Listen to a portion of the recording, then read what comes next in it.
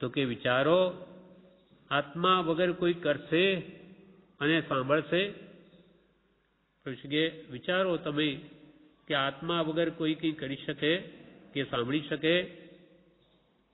જડ તે જડ ત્રણ કાળમાં ચેતન ચેતન તે પ્રગટય અનુભવ રૂપ છે, સંશય તેમાં કેમ? જડ એ ત્રણેય કાળમાં જડ જ છે, ચેતન એ ત્રણેય કાળમાં ચેતન જ રહે. આત્મા એ કોઈ કાળે જડ નહીં થાય અને જડ એવી વસ્તુ કોઈ કાળે આત્મા નહીં થાય. કોઈ વસ્તુ નાશવંત નથી. જડ એ ત્રણેય કાળ રહેવા વાળું છે અને આત્મા પણ ત્રણેય કાળ રહે. એટલે જડ તે જડ ત્રણ કાળમાં ચેતન ચેતન તેમ પ્રગટ અનુભવ રૂપ છે, સંશય તેમાં કેમ? તમને આમાં શંકા કેમ થાય છે? કૃપાલે કે પ્રગટ અનુભવ રૂપ છે કે આ પુસ્તક છે તમે કોઈ દિવસ ચેતન થતા જાણી? જડ ચેતન થયું? અથવા તમારો આત્મા જડ થઈને જુઓ આમાં ભળી ગયો, ખબર પડી? તો કે એવો અનુભવ તો કોઈને નથી થતો. તો પછી પ્રગટ અનુભવ રૂપ છે તો સંશય તેમાં કેમ? માટે લાગ આવ્યો છે, કરવા જેવું છે, માટે તેની ઓળખાણ પીછાણ કરશો તો કામ થઈ જશે. લાગ આવ્યો છે, અવસર આવે, અવસર બેર નથી આવતા. માટે આત્માની ઓળખાણ પીછાણ કરશો તો કામ થઈ જશે, જે થયું નથી અનંતકાળમાં.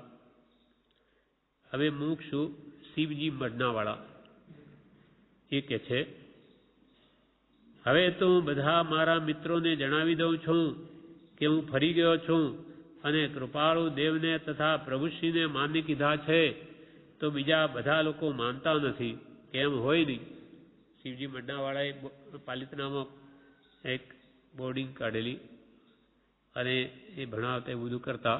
ત્યાં પ્રભુશ્રી રહેલા, ત્યાં પણ સમાગમ થયેલો. પછી ધામણમાં એકવાર એમને બોલાવ્યા, ત્યાં એમને બરોબર શ્રદ્ધા થઈ ગઈ.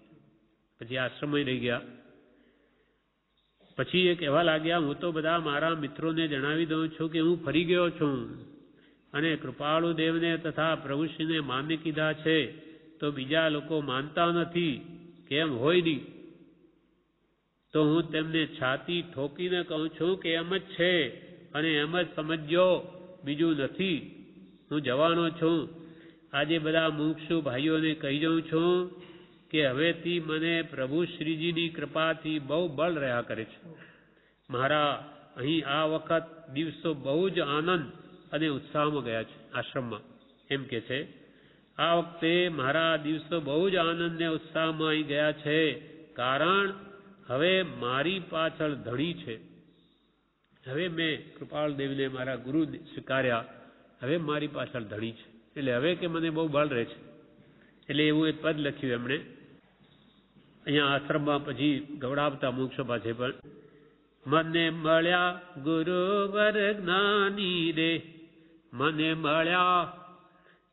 મળ્યા ગુરુવર જ્ઞાની રે, મારી સફળ થઈ જિંદગાની રે. મને મળ્યા ગુરુવર જ્ઞાની રે, શ્રીમદ દેવ સ્વરૂપે દીઠા, શ્રીમદ દેવ સ્વરૂપે દીઠા. લઘુ રાજ્ય પ્રભો લાગ્યા મીઠા, લઘુ રાજ્ય પ્રભો લાગ્યા મીઠા. આત્મિક જ્યોતિ પીછાની રે, મારી સફળ થઈ જિંદગાની રે. આત્મિક જ્યોતિ પીછાની રે, મારી સફળ થઈ જિંદગાની રે. ભાગ્યોદય થયો મારો આજે. પરમ કૃપાળદેવ પ્રત્યે મને શ્રદ્ધા આવી ગઈ. હવે મને ધણી મળ્યો. મને મારા પાછળ કોઈ છે મારી સંભાળ લેનાર. એટલે કે ભાગ્યોદય થયો મારો આજે, ચોટી ચિત્ત વૃત્તિ ગુરુ રાજે. અરે ખરી કરી મેં કમાણી રે, મારી સફળ થઈ જિંદગાની રે. ભાગ્યોદય થયો મારો આજે, કે ચોટી ચિત્ત વૃત્તિ ગુરુ રાજે. ખરી કરી મેં કમાણી, મારી સફળ થઈ જિંદગાની.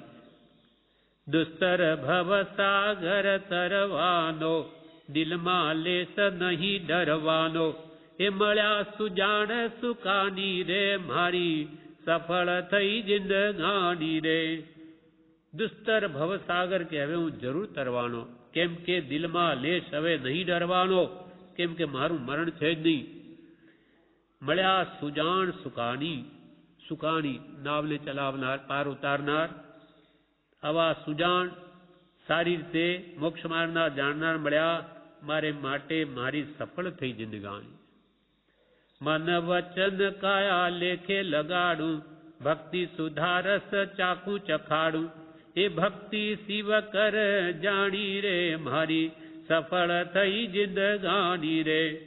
મન વચન ને કાયા હવે લેખે લગાડું અને ભક્તિ રૂપી સુધારસ ચાખું અને બીજાની ચખાડું. ભક્તિ સુધારસ ચાખું ચખાડું, ભક્તિ શિવ કર જાણી રે મારી સફળ થઈ જિંદગાની રે. ભક્તિ શિવ કર જાણી, એમાં પોતાનું નામ શિવજી, શિવ પણ મૂક્યું, અને આ ભક્તિ તે મોક્ષ આપનારી છે, એવી આ ભક્તિ છે. ભક્તિ શિવ કર જાણી મારી સફળ થઈ જિંદગાની. પછી પોતે બોલે છે, બોલો શ્રી સદગુરુ દેવ કી જય. અહીં મને ન ધારેલો ન કલ્પેલો ખૂબ આનંદ આવ્યો છે. આખી જિંદગીમાં આવો આનંદ નથી આવ્યો. અહીંયા એક મહિનો રહેલા પછી તે કહે છે, મને અહીંયા તો નહીં ધારેલો નહીં કલ્પેલો એવો આનંદ આવ્યો છે. પ્રભુશ્રીની હાજરીની વાત છે. આખી જિંદગીમાં આવો આનંદ નથી આવ્યો. પ્રભુશ્રી કહે, મુખ્ય વાત તો આત્મા, ભાવ અને પરિણામ, બીજું કોનું સગપણ કરવું છે. મુખ્ય વાત તો કે આત્મા, આત્માના ભાવ પરિણામ, એનાથી કામ થાય છે. બીજું કોનું સગપણ કરવું છે. ત્યારે બીજા મુખ શું કહે, સવી જીવ કરું સાસન રસી, ઇસી ભાવ દયા મનુલસી. ત્યારે પ્રભુશ્રી કહે, જીવ રૂડો છે, મને અંતરથી ગમે છે, કંઈ નહીં, મનુષ્ય ભાવમાં આ સાર છે. પરમ પૂજ્ય પ્રભુશ્રીના ઉપદેશામૃતમાં પ્રભુશ્રી કહે, તારીખ 16/1/36 સાંજના મુમુક્ષો બેઠા છે. મુમુક્ષોમાં પહેલા ચર્ચા ચાલે. પહેલા મુમુક્ષુએ કહ્યું, મનરૂપી યોગમાં તારતમ્ય સહિત જે કોઈ ચારિત્ર આરાધે તે સિદ્ધિ પામે છે તે શું? મનરૂપી યોગમાં તારતમ્ય સહિત જે કોઈ ચારિત્ર આરાધે છે તે સિદ્ધિ પામે છે તે શું? તો કે મનરૂપી ચારિત્ર યોગમાં તારતમ્યતા યુક્ત ચારિત્રની દશા સમય સમય વધતી જાય તો તે જીવ શેઠ મોક્ષ સિદ્ધિને પામે તે શું? ત્યારે બીજો મુક્ષુ કહે, ભાવ ચારિત્ર આરાધવાથી છૂટી જાઉં એવા ભાવ થાય છે. ભાવ ચારિત્ર, દ્રવ્ય ચારિત્ર તો આ બહારથી દીક્ષા વગેરે લેવી, પણ એની સાથે ખરો ભાવ અંતર ત્યાગ હોય તો એ ભાવ ચારિત્ર છે. અને એ ભાવ ચારિત્રથી છૂટુંની નિરંતર ભાવના થયા કરતી હોય તો તે કાળે કરીને જરૂર સિદ્ધિ પામે. અને એને આ બાહ્ય ચારિત્ર પણ એને મદદરૂપ થાય છે અંતર ચારિત્ર લાવવામાં. અંતર ચારિત્ર ગુરુરાજનું ભાંગે ભવસંતાપ. બહારથી ઉપાધિનો ઉદય છે પણ અંતરથી તો કૃપાલેવ નિર્લેપ છે. ભાવ ચારિત્ર છે, ભાવ મુનિ છે. પ્રભુશ્રી કહે, મુદ્દાની વાત ભાવ છે. દ્રવ્ય ચારિત્ર હોય એમાં પણ મુદ્દો તો ભાવનો છે. ભાવ લાવવા માટે દ્રવ્ય ચારિત્ર છે, ભાવને માટે દ્રવ્ય ચારિત્ર છે, દ્રવ્ય ચારિત્રને માટે ભાવ ચારિત્ર નથી. પ્રભુશ્રી કહે, મુદ્દાની વાત ભાવ છે. ભાવે જીનવર પૂજીએ, ભાવે દીજે દાન, ભાવે ભાવના ભાવીએ, ભાવે કેવળ જ્ઞાન. પ્રભુશ્રીએ કહ્યું છે કે ભાવથી જીનવરને પૂજો, ભાવથી દાન આપો, ભાવથી બધી ભાવનાઓ ભાવો જે ભગવંતે 12 ભાવના વગેરે કહી, અને એ ભાવથી જીવ કેવળનાને પામે છે. ભાવ બડો સંસાર में. મુખ્ય બે વાત છે, ભાવ અને પરિણામ. ભાવવું અને તે પ્રમાણે પરિણમવું. ખાલી ભાવના કરેલી પણ કામની નથી, તે પ્રમાણે પછી વર્તવું, પરિણામ પામવું. મુખ્ય પ્રવૃત્તિ કે બે વાત છે, ભાવ અને પરિણામ, અને એ સામગ્રી આત્મા પાસે છે. આત્મા ભાવ કરી શકે છે, શુભ કે અશુભ કે શુદ્ધ જે કરવા હોય તેના હાથમાં છે. બધી સામગ્રી આત્મા પાસે છે. જડના જડ પરિણામ અને ચેતનના ચેતન પરિણામ આ સમજવાનું છે. એક વિશ્વાસ અને તેની પ્રતીતિ આ જીવને નથી.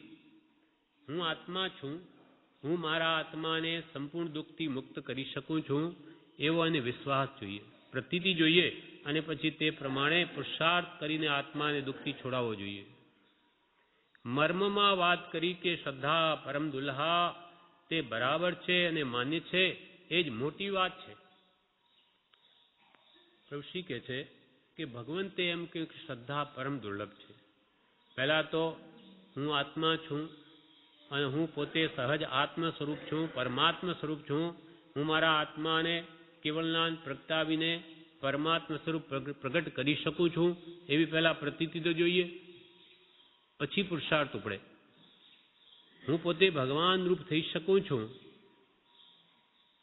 એટલા માટે જ આપણને મંત્ર આપ્યો કે પહેલા જીવને દ્રઢતા થાય કે હું સહજ આત્મ સ્વરૂપ છું, પરમ ગુરુ જેવો. એમ કૃપાલદેવ કહ્યું છે કે તારી વારે વાર શ્રદ્ધા પરમ દુલ્હા તે બરાબર છે ને માને છે, મોટી વાત છે.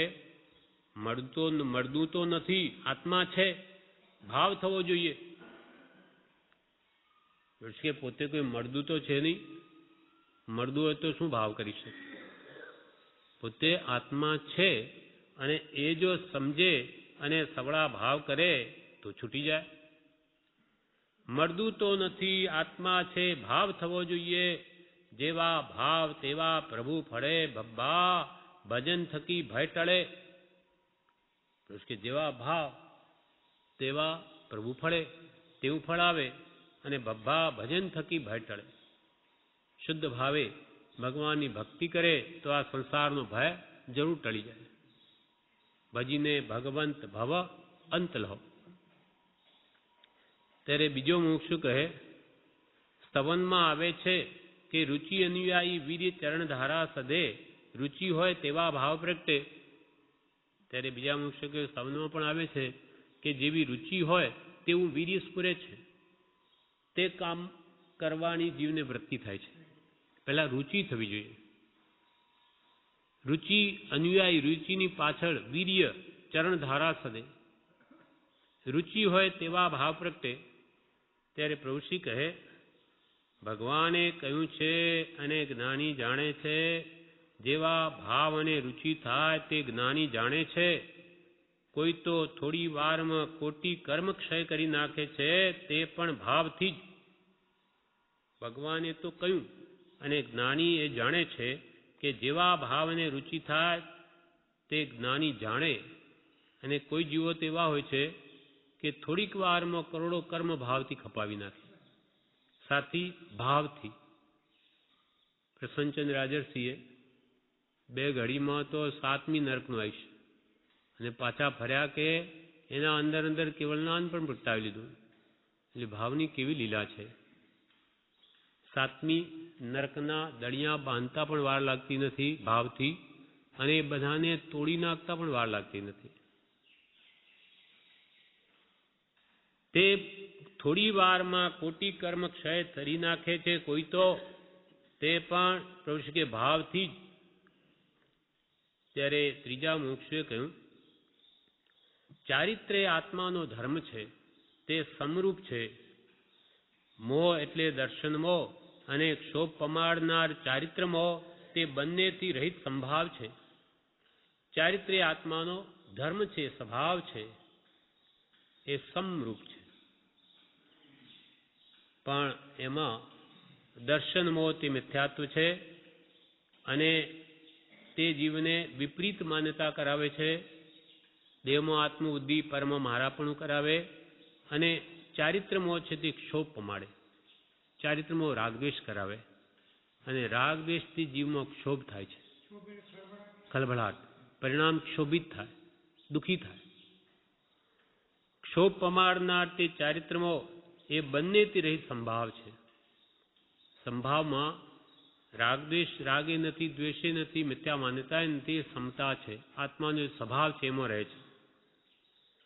ભાવ મન તે તો આત્મા છે. ભાવ મન તે તો આત્મા છે, તે મન શ્રદ્ધાતર વળે છે કે પછી ચારિત્ર પ્રગટે છે? ભાવ મન આત્મા પોતે છે, તે પહેલા શ્રદ્ધા તરફ વળે. પહેલા તો એને મિથ્યાત્વ મંદ થાય, એટલે શ્રદ્ધા ભગવાનના તત્વોમાં શ્રદ્ધા થાય. તત્વા શ્રદ્ધાનમ સમ્યક દર્શનમ. ભગવાને જેમ કહ્યું એ તત્વો પહેલા એને માન્ય થાય. છ પદ કે સાત તત્વ કે છ દ્રવ્ય વગેરે એ તત્વોની એને માન્યતા થાય, દ્રઢ શ્રદ્ધાન થાય, અને પછી જ એનો ચારિત્રમો નાશ પામે. જળ મૂળથી ત્યારે જ નષ્ટ થાય છે. સમ્યક દર્શન વગર એ રાગ દ્વેષ જળ મૂળથી જાય નહીં. ક્ષોભ પમાડનાર ચારિત્રમો છે અને દર્શનમો તે મિથ્યા છે, તે બંને તે રહી સંભાવ છે. ભાવ મન તે તો આત્મા છે, તે મન પ્રથમ શ્રદ્ધાતર વળે છે, પછી ચારિત્ર પ્રગટે છે. કશાય ચારિત્રને આવરણ કરનાર છે, કશાય ચારિત્રને આવરણ કરનાર છે. કશાય ભાવ એટલે ક્રોધ માન માયા લોભ, અથવા રાગ દ્વેષ કહો કે ક્રોધ માન માયા લોભ કહો, એક જ છે. એ ચારિત્રને આવરણ કરે. આત્માનો જે અનંત સુખરૂપ સ્વભાવ છે એને ઢાંકે છે, એના ઉપર આવરણ આવે છે, કશાય ભાવો છે. કશાય ચારિત્રને આવરણ કરનાર છે, તેને તો હે જાણે છે અને મૂકે છે, તેમ તેમ ચારિત્ર પ્રગટે છે. કશાય કરવા યોગ્ય નથી. એ જાગૃતિ રાખીને જે જીવ પોતાના ક્રોધ માન માયાલોભ અથવા રાગદ્વેષને જે ઘટાડે, તેને ચારિત્ર ગુણ જે પોતાનો છે પ્રગટે છે. બાહ્ય અને અભ્યંતર ક્રિયાઓનું અટકી જવું તે ચારિત્ર. ચારિત્ર મોહને રાગદ્વેષને લઈને આ જીવ બાહ્યમાં પ્રવર્તે છે, કે રાગદ્વેષને લઈને જ અંતરંગમાં સંકલ્પ વિકલ્પ થાય છે. એ બધા અટકી જવા, તેનું નામ ચારિત્ર. બાહ્ય અને અભ્યંતર ક્રિયાઓનું અટકી જવું તે ચારિત્ર. ત્યારે યથાર્થ ભાવ ચારિત્ર હોય છે. ત્યારે યથાર્થ ભાવ ચારિત્ર હોય છે. જહાં કલ્પના જલ્પના તહાં માનું દુઃખ છાય, મિટે કલ્પના જલ્પના તબ વસ્તુ તિન પાય. કલ્પનાઓ મનની અનેક જીવને વિકલ્પો ઉઠ્યા કરે, તેથી દુઃખી છે જીવ. કાં બોલ બોલ કરે, જલ્પનાઓ એ પણ દુઃખનું જ મૂળ છે, કેમ કે એથી પણ આત્મા દુઃખી થાય છે. એમ આ બધું જ મટી જાય ત્યારે સ્વભાવમાં આવે છે.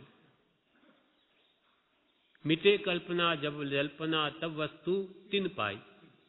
ત્યારે તેણે તે વસ્તુ પોતાની પ્રાપ્ત કરી લીધી. ત્યારે યથાર્થ ભાવ ચારિત્ર હોય છે. મનને લઈને બધું છે. મનને લઈને બધું છે. મન બાહ્યમાં હોય ત્યાં લગી ચારિત્ર આવતું નથી.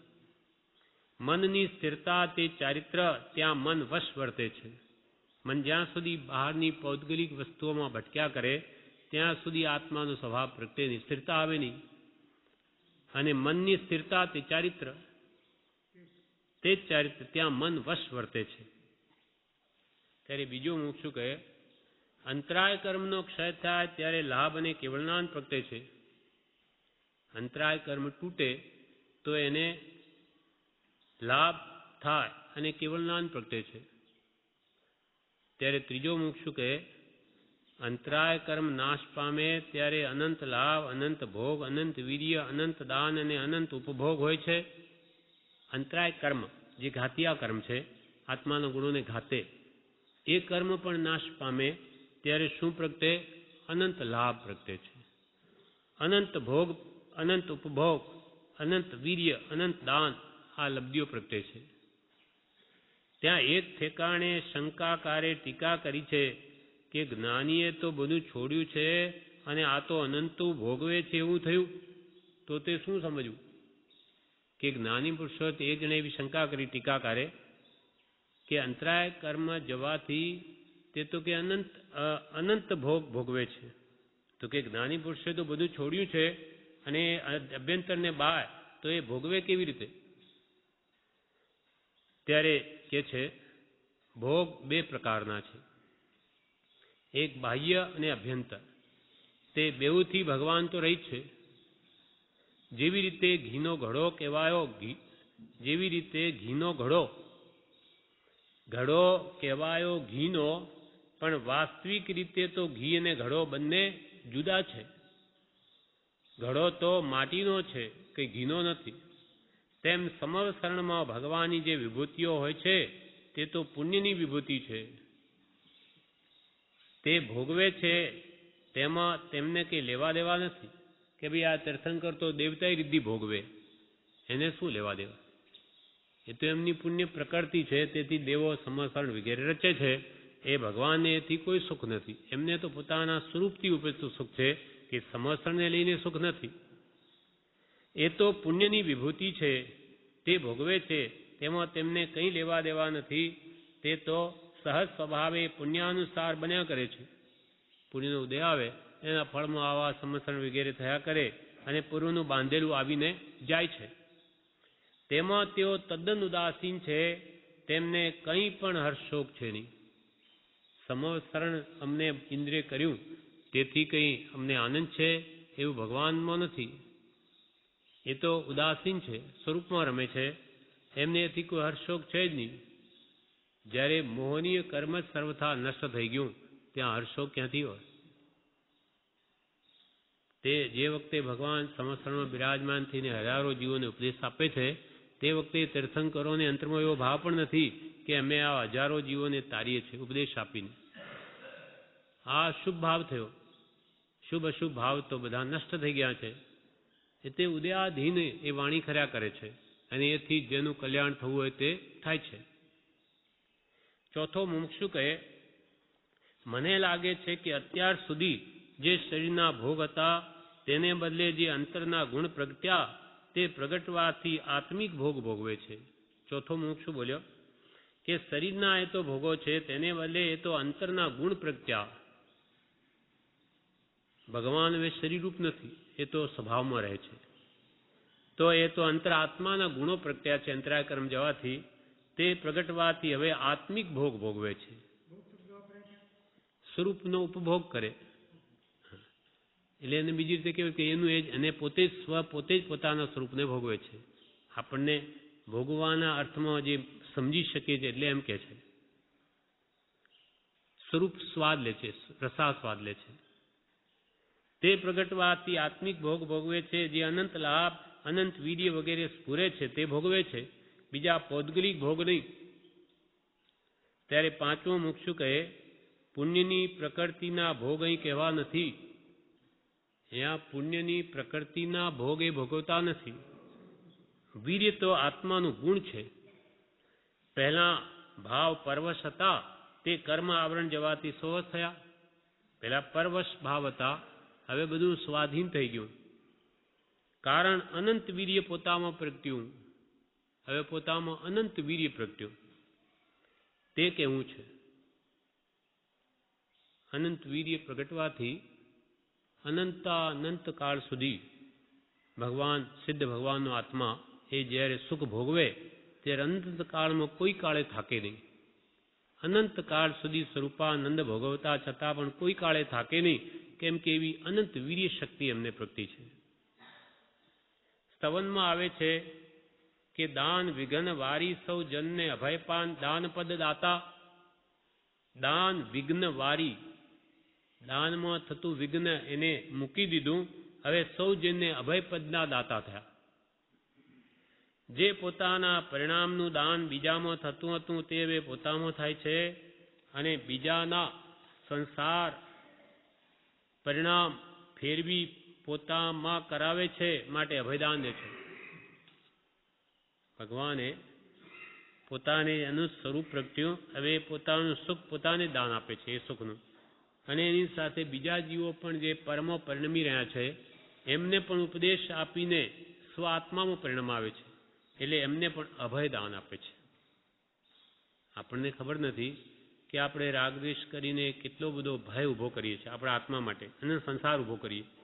પણ નાની જાણે છે કે આ અજ્ઞાની જીવને ભાન નથી.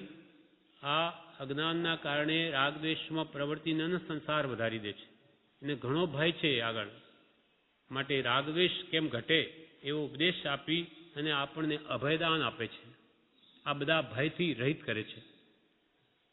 પરિણામ બીજાના પણ ફેરવીને અભયદાન દે છે. કેવળ જ્ઞાન તો બધાનું સરખું, પણ પોતાના સ્વરૂપના વીર્ય અંતરાયનો ક્ષય કેવો છે. કેવળ જ્ઞાન તો બધા આત્માનું સરખું છે, પણ અહીંયા જે અંતરાય હતો તે નાશ પામ્યો. એટલે એમ કહેવાય છે કે ભાઈ હવે વીર્ય અંતરાય તૂટ્યો, આત્માની અનંત શક્તિઓ પ્રગટી. એ કંઈ બહારથી આવી નથી, અંદર જ હતી. એટલે કે એ હવે પ્રગટી એમ કહેવાય છે. આ બધા મુમુક્ષુઓની વચ્ચે ચર્ચા ચાલી ત્યારે હવે પ્રભુશ્રી કહે છે, હાથીના પગલામાં બધા સમાય, ચેતન ને જડ બે વાત છે તેમાં બધું સમાય. શું કહેવું સર્વજીવ છે સિદ્ધ સમ, પણ જે સમજે તે થાય. સમજ્યા વગર બધું કાચું, વ્યવહારે કર્મની વાત છે. આ બધી વાતો કરી એ તો કર્મની પ્રકૃતિઓ. બાકી હાથીના પગલામાં બધું સમાય. સ્વરૂપને ભજો, એમાં અનંતા તીર્થંકરોનું સ્વરૂપ આવી ગયું, અનંતા જ્ઞાનીઓનું આવી ગયું. હાથીના પગલામાં બધાના પગલા સમાય, એમ સહજાત્મ સ્વરૂપના ભજનમાં એને ભજવામાં અનંત સિદ્ધો કે અરિહંતો કે જ્ઞાનીઓ કેવડીઓ બધાનું સ્વરૂપ એમાં આવી જાય છે. હાથીના પગલામાં બધાય સમાય, ચેતન અને જળ બે વાત છે. મૂળ તો આ બે આ કરવું છે. ચેતન અને જળ બે વાત છે, તેમાં બધું સમાય. આ બધી તમે વાત કરો, બધું ચેતન અને જળમાં સમાય, કાં ચેતન કે કાં જળ. હવે શું કહેવું, બીજું શું કહેવું? હવે સ્વરૂપને સમજો કે આ જળ ચેતનમાં તું કોણ છું? જળ છું કે ચેતન છું? શું કહેવું સર્વજીવ છે સિદ્ધ સમ, બધા જીવાત્માઓ સિદ્ધ જેવા છે, પણ જે સમજે તે થાય. પોતાના અનંત જ્ઞાન દર્શન સુખ વીર્યમય જે સ્વરૂપ છે એને જે સમજે તે રૂપ થાય. સમજ્યા વગર બધું કાચું. પોતાનું સ્વરૂપ જ્યાં સુધી સમજે નહીં, અનંત સુખરૂપ છે, ત્યાં સુધી એને મેળવવાની ભાવના જ નહીં થાય. વ્યવહાર એ કર્મની વાત છે. કર્મ આપણને વળગ્યા છે અનાદિથી, હવે દૂર કર્યા સિવાય સ્વરૂપ પ્રગટે નહીં, પણ એ બધું વ્યવહારથી છે. નિશ્ચયથી તો આત્મા કર્મ બંધથી રહિત જ છે. સમજ્યા વગર બધું કાચું, વ્યવહાર એ કર્મની વાત છે. તારીખ 24/1/36 પ્રભુશ્રી કહે, એ સુણીએ એ શ્રદ્ધે એ જ કરીએ છૂટકો છે, એક મરણીયો સોને ભારે, તેમ જો જીવ તૈયાર થાય તો તે બધું કરી શકે. પ્રભુશ્રી કે આ જ્ઞાની પુરુષની વાણી ભાવથી સાંભળીએ, સાંભળ્યા પછી એની શ્રદ્ધા કરીએ છૂટકો. એ સુણીએ શ્રદ્ધે એ જ કરીએ છૂટકો, એ પ્રમાણે વર્તે જ છૂટકો. એક મરણીઓ સોને ભારે. એક મરણીઓ થઈ જાય તો સામે 100 માણસો એને ભારે પડી જાય. તેમ જો જીવ તૈયાર થાય તો તે બધું કરી શકે. મારે આ સંસારથી છૂટવું જ છે એવો જો નિર્ણય કરી લે, નિશ્ચય કરી લે, તો એને કોઈ ખાળી શકે નહીં. મુખ્ય અંતરાય હોય તો તે જીવનો અનિશ્ચય છે. સંસારથી છૂટવાના કામીને પરમાત્મા પણ બાંધી શકે નહીં, અને બંધાવાના કામીને પરમાત્મા પણ છોડી શકે. મારે પોતે નિર્ણય કરી લે કે મારે સંસારથી છૂટવું જ છે, તો એવો પુરુષાર્થ કરી શકે છે. સ્વાધીન છે જીવ. ત્યારે પહેલો મુમુક્ષુ કહે, સાહેબ કોઈ વર્ષથી તો કોઈ 2, 5, 15 વર્ષથી સમાગમ કરે છે, તો એ હજુ યોગ્યતાની ખામી કેમ રહી? કોઈ વર્ષ, 2 વર્ષ, 5, 15 વર્ષથી સમાગમ કરે આપનો, હજી યોગ્યતાની ખામી કેમ રહી? ત્યારે પ્રભુશ્રી કહે, બધાને એક કાંટે શી રીતે તોલાય? તમે એમ માનો છો કે બધાનું નથી થયું, તમે કયા આધારે કહો? કોણ કોઈ 1 ભાવ, કોઈ 2 ભાવ, કોઈ 5 ભાવ કરીને મોક્ષે જનાર હશે તો તમે શું જાણો? તમે કયા આધારે એક કાંટે બધાને તોલો છો? મુમુક્ષુએ કહ્યું કે સાહેબ કોઈ વર્ષથી, કોઈ 2 વર્ષ, 5 વર્ષથી સમાગમ કરે છે, 5, 15 વર્ષથી સમાગમ કરે તો એ હજુ યોગ્યતાની ખામી કેમ રહી? આ કંઈ બહારની વસ્તુ થોડી છે કે દેખાય. અંતરાત્માની કોની કેટલી શ્રદ્ધાનું તારતમ્ય બળવાન થઈ કોણ જાણે? કોની યોગ્યતા કેટલી છે કોણ સમજી શકે? કાં તો એને કંઈ ખ્યાલ આવે કે જ્ઞાની જાણે, બાકી સામો વ્યક્તિ કંઈ નહીં જાણી શકે.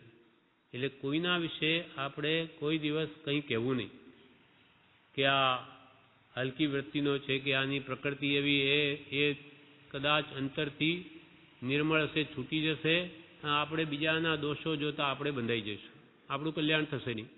એટલે બીજાનું જોવાની જ્ઞાનીઓ ના પાડી. તું તારા અંતર પરિણામ જો અને એને સુધાર, બીજું જેનું જે થવું હોય તે થાય. પ્રભુશ્રી કહે બધાને એક કાંટે શી રીતે તોળાય? જુદા જુદા કાંટા હોવા જોઈએ. એટલે કે કાંટો તો એક હોય પણ તે દરેક જુદી રીતે તોલાય છે. કાંટો તો એક જ હોય પણ બધાનું કંઈ વજન એક સરખું થોડું હોય. કોઈ વસ્તુમાં 5 કિલો હોય, કોઈ 10 કિલો હોય, કોઈ 7 કિલો હોય, તેમ કોઈની યોગ્યતા ઓછી વધતી હોઈ શકે. એગમ જાણી છે સબમ જાણી, કંઈ ક્રિયા કરે તેનું ફળ મળે. ક્રિયા કંઈ વાંજળી નથી, ઘણા સાધન કર્યા તદપી કછું હાથ હજુ ન પડ્યો. એક આત્માને જાણે સર્વ જાણે છે. આત્માને જાણનાર, જેણે આત્મા જાણ્યો તેને સર્વ જાણે. એગમ જાણી છે સબમ જાણી, કંઈ ક્રિયા કરે તેનું ફળ મળે. ક્રિયા કરે, ક્રિયા વાંજણી નથી, ફળ તો મળે. આમ તો ક્રિયાઓ તો જીવે બધા સાધન પણ અનંતકાળથી બધી ક્રિયાઓ કરી છે. જપ તપ અનંતવાર જીન દીક્ષા, આપણા આત્માએ અનંતવાર, 1 વાર 2 વાર લાખ વાર કરોડ વાર નહીં, કૃપાલ તો કે છે અનંતવાર. અનંતવાર આપણે ચારિત્ર પાળ્યું, એ બધું ગયું ક્યાં? શું કર્યું એવું? ચારિત્ર પાળને કેવી ભૂલ થઈ ગઈ કે એટલો બધો પુરુષાર્થ કરવા છતાં બધો ભોગ ગયો? આ ભમો તો એટલું કરતાય નથી કંઈ. એટલે એકડા વગરના બધા મીંડા જેવું થઈ ગયું. એટલે એકડો એવો શું છે કે જેના વગર ચારિત્ર પણ નકામું. તે સમકિત છે, શ્રદ્ધા છે. દેવગુરુ ધર્મની શ્રદ્ધા, અને તેમાં ગુરુની શ્રદ્ધામાં દેવ અને ધર્મ સમાઈ જાય છે. કેમ કે સદગુરુ વગર સદદેવ કે સદધર્મનું સ્વરૂપ સમજાતું નથી. માટે સદગુરુની શ્રદ્ધા એ સમકિત, એ રહી ગયું. એ પણ શ્રદ્ધા ક્યારે કહેવાય કે જ્ઞાનીએ જેમ કહ્યું તેમ માન્ય કરીને તે પ્રમાણે વર્તે તો શ્રદ્ધા સાચી. જેમ આપણે કંઈ કૃપાલદેવ સાચા છે તો એ તો સાચા છે ને, એ તારા કહેવા થોડે ખોટા થવાના. પણ તે એણે જે કહ્યું એટલું કેટલું કર્યું? તું જેટલી એની આજ્ઞા આરાધે તો તારું કલ્યાણ છે. એ તો સાચા છે, કોઈ કાળે એમાં ફેર પડે નહીં. હવે સાચા પુરુષનું વચન ગ્રહણ કરી અને એના કયા પ્રમાણે રાગ દ્વેષ કામ ક્રોધાદિ ભાવોને ઘટાડ તો તારી મુક્તિ થઈ જાય. હા, પોતાને સાચું થવાનું છે. આ તો નિમિત્ત છે, એ સાચા થયેલા છે, આપણને માર્ગદર્શન આપે છે, પણ એ પ્રમાણે ચાલવું તો આપણે જ પડશે. નાની કંઈ કરી આપે નહીં. વટે માર્ગને માર્ગ પૂછીએ કે ભાઈ મારે અમદાવાદ જવું છે તો એ બધું બતાવે, ખબર હોય તે કે ભાઈ આ અહીંયાથી તમે આમ સંદેશર થઈને કરમસદ આવશે, પછી આ બાજુ નડિયાદ કે બાલની માર્ગે ચડજો, પછી નડિયાદ આવશે, ત્યાંથી અમદાવાદનો હાઈવે મળી જશે, આમ જતા રહેજો. માર્ગ બતાવે. પણ એને કંઈક ભાઈ તું સાથે ચાલ ને. હવે ભાઈ હું તો માર્ગ બતાવું, હું કંઈ સાથે ક્યાંથી નવરો થોડી છું. પણ આચરે તે જ સિદ્ધ દશાને પામે, બીજા નહીં. પ્રભુશ્રી કહે એ સિદ્ધશિલા માટે એ તો પગલું ભરે તો જ ત્યાં જવાય.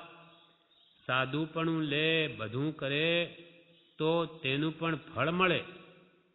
પલ મેં પ્રગટે મુખ આગળ સે, આ બધું સાંભળી ઊભો થઈ જા ને. સાધુપણું લે, યથાર્થ હોય તો તેનું સાચું ફળ મળે. પણ પલ મેં પ્રગટે મુખ આગળ સે, તારી પાસે જ છે, પણ આ બધું સાંભળી ઊભો થઈ જા ને. આ બધી આપણે વાતો કરીએ છીએ તો જ્ઞાની કહે છે કે આ સમજણ મેળવ્યા પછી એ પ્રમાણે વર્તવા માટે તૈયાર થઈ જા ને. આ બધું સાંભળી ઊભો થઈ જા ને. પેટમાં કટાર મારી મરી જવું જોઈએ. સંસાર સેવવો અને મોક્ષ જવું એ ના બને. બધું મૂકવું જ પડશે, મૂક્યા વગર છૂટકો નથી. પ્રભુશ્રી કહે પેટમાં કટાર ખાઈને કટાર મારી મરી જવું જોઈએ. કહેવાનો આશય શું છે એ આગળ સ્પષ્ટ કર્યો કે સંસાર સેવોને મોક્ષે જવું એ ના બને. તમારે સંસાર સેવવો છે, આત્માની મોટી મોટી વાતો કરવી છે અને મોક્ષ જોઈએ છે, એ ત્રિકાળમાં નહીં બને. હા, મુખથી જ્ઞાન કથે અને અંતર છૂટ્યો ન મોહ, તે પામર પ્રાણી કરે માત્ર જ્ઞાનીનો દ્રોહ. એમ પેટમાં કટાર મારી મરી જવું જોઈએ. એટલે એમ સમજાય છે કે સંસારી ભાવોને મારી નાખવા જોઈએ. મારી જવું જોઈએ એટલે પોતાને મારી નાખો એમ નહીં, જે વાસના અનાદિની છે એને હવે મારી નાખવી જોઈએ. પેટમાં કટાર મારી મરી જવું જોઈએ. સંસાર સેવવો અને મોક્ષે જવું એ ના બને. બધું મૂકવું જ પડશે. ગમે ત્યારે માઇક વાસના છોડ્યા વિના છૂટકો થવો નથી. તો જ્યારથી એ વાક્યનું શ્રવણ કર્યું ત્યારથી જ તે ક્રમનો અભ્યાસ કરવો યોગ્ય જ છે એમ સમજ. બધું મૂકવું જ પડશે. મૂક્યા વિના છૂટકો નથી. પત્રમાં વાંચીએ છીએ કે કોઈ એક સત્પુરુષને શોધો, પછી હવે શું બાકી રહ્યું? એ શ્રદ્ધેય, એ સુણીએ, એ થઈ રહેશે. કે પત્રમાં આપણે વાંચ્યું કે એક સત્પુરુષને શોધો તો આપણને કૃપાળને મળી ગયા. હવે શું બાકી રહ્યું? તો કે હવે એની વાત સાંભળો અને શ્રદ્ધો, અને શ્રદ્ધા પછી તે પ્રમાણે કરો તો બધું થઈ રહેશે. એ શ્રદ્ધેય સુણીએ થઈ રહેશે. નિમિત્ત બને તો બધુંય થાય. સારું નિમિત્ત ગોઠવે તો શ્રવણે નાણે વિજ્ઞાને. શ્રવણથી જ્ઞાન થાય, જ્ઞાનથી વિજ્ઞાન થાય, બધું થાય. પણ નિમિત્ત જ સારું નહીં ગોઠવે તો નિમિત્તાધીન વૃત્તિ તો ફરી ફરી ચલિત થઈ જશે અને એના સંસારી ભાવનાદિના છે એને જ પહોંચશે. નિમિત્ત બને તો બધુંય થાય. બહાર બેઠા હોઈએ તો અહીંના વેણ સંભળાય. પ્રભુશ્રી કહે ત્યારે મુમુક્ષો બધા પાસે બેઠેલા કે આપણે આ બધા બહાર બેઠા હોઈએ, માનો કે તમે બહાર બેઠા હો તો આ વાત સંભળાય. આ નિમિત્ત ગોઠવ્યું તો આ વાત સંભળાય. નિમિત્ત બને તો બધુંય થાય. બહાર બેઠા હોઈએ તો અહીંના વેણ સંભળાય. પ્રભુ કે અમે આ બોલીએ છીએ તે સંભળાય. અહીં બેઠા તો સંભળાય, બહાર બેઠા શું સંભળાય? અહીં બેઠા તો સંભળાય, બહાર બેઠા હોય તો નહીં સંભળાય. અહીંનું નિમિત્ત છે તે અહીંયાના પર્યાય પડે.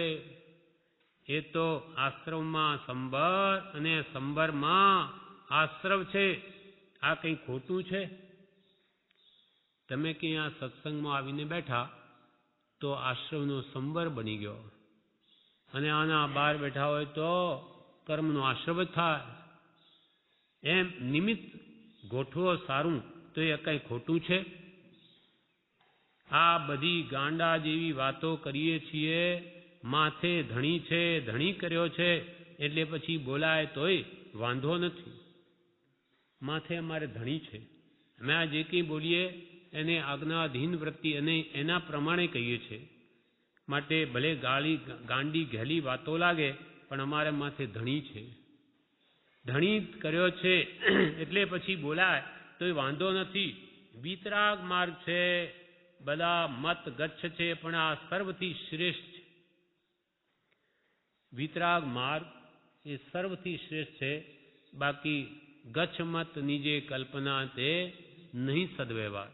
કેમ કે ભાન નહીં નિજ રૂપનું તે નિશ્ચય નહીં સાર. બધા મત ગચ્છ છે પણ આ સર્વથી શ્રેષ્ઠ વિતરાગ માર્ગ છે. બીજે આવું નથી. આ સાધુ છે એમને રૂપિયા 2000 આપે તોય આવે? મતીથી આવ્યા. કોઈ સાધુ પણ ત્યાં બેઠા હશે, કદાચ ગુણચંદજી કે ઉમેદચંદજી બે પ્રભુશ્રી અહીંયા રહેલા એ હોય કે બીજા હોય, તો કે આ સાધુ છે એમને કે 2000 રૂપિયા કોઈ સાધુને આપે, તમે આવો ત્યાં, કોઈ આવે? કોઈ નહીં આવે. પણ મતીથી આવ્યા, એમને એવો ભાવ થયો માટે આવ્યા. આ સાધુ છે એમને રૂપિયા 2000 આપે તોય આવે? મતીથી આવ્યા. પણ એ આત્મા છે ને. અમે નાની ઉંમરમાં દીક્ષા લીધી એટલે બધે ભલી ભલી થઈ ગઈ. અત્યારે તે કાળું થઈ ગયું. ધોળામાં ડાઘો દેખાય પણ કાળામાં ના દેખાય, તેમાં બધું કાળું છે, માત્ર એક સત્પુરુષ જ ઉજળો છે.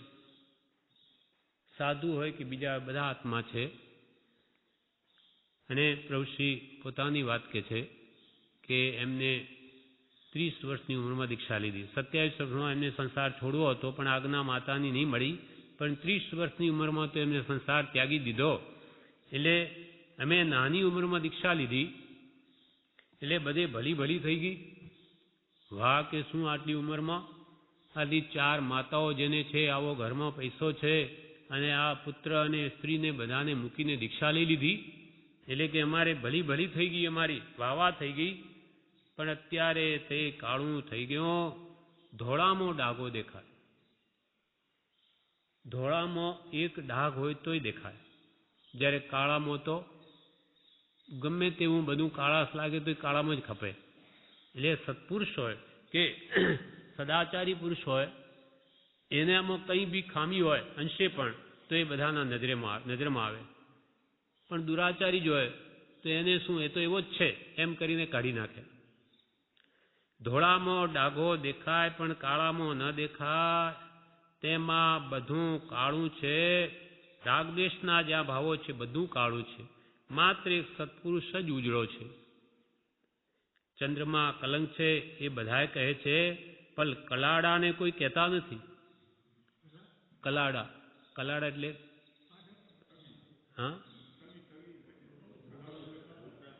હા રોટલા બનાવવાનું એવું કલાડું હોય. હા પેલી તવી હા તવો. હા એ તો કે કાળો જ હોય, એને કોણ કાળું કહે? એ તો એની ઝાડ લાગી પહેલા તો લાકડા સળગતા, એટલે નીચે કાળું થઈ ગયું એકદમ તાવડી.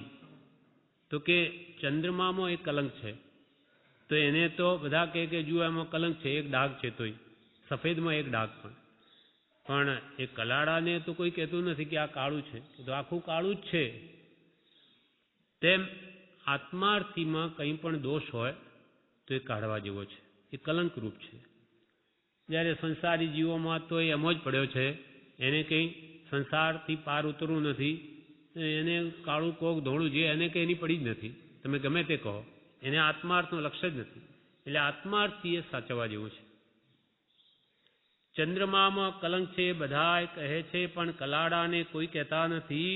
આણાય ધમ્મો આણાય તબો, એમાં જ બધું આવી ગયું છે, કંઈ બાકી રહ્યું નથી. પરમ કૃપાળુ દેવની સાધુ સંબંધી બધી વાતથી અમને સંતોષ થયો છે. સાધુ કોણ? આત્મજ્ઞાન ત્યાં મુનિપણું. આજ્ઞાનું આરાધન એ ધર્મ, આજ્ઞાનું આરાધન એ તપ, એમાં બધું આવી ગયું. જ્ઞાની પુરુષની આજ્ઞાએ રહેવું, કંઈ બાકી રહ્યું નથી. એમાં કંઈ બાકી રહેતું નથી. જ્ઞાનીની આજ્ઞા વર્તીએ બધું આવી ગયું. અને પરમ કૃપાળુ દેવે સાધુ સંબંધી જે વાતો ઉપદેશ શાયામાં કહી છે, એ સંબંધી અમોને પરમ સંતોષ થયો છે. અને ખરો સાધુ કોણ? આત્મજ્ઞાન ત્યાં મુનિ પણ. આત્મજ્ઞાની એવા સાધુઓ કે મુનિઓ જ નવકાર મંત્રમાં આવે છે, બીજા નહીં. નમો લોય સર્વ સાહુણમ, લોકમાં રહેલા સર્વ સાધુ ભગવંતને મારા નમસ્કાર. પણ કયા સાધુ? આત્મજ્ઞાની, જે સમયે જ્ઞાની, એ જે સત્પુરુષ એ જ કે નિષ્દિન, જેને આત્માનો ઉપયોગ છે, એવા જ્ઞાની પુરુષોને એમાં સમાવેશ છે.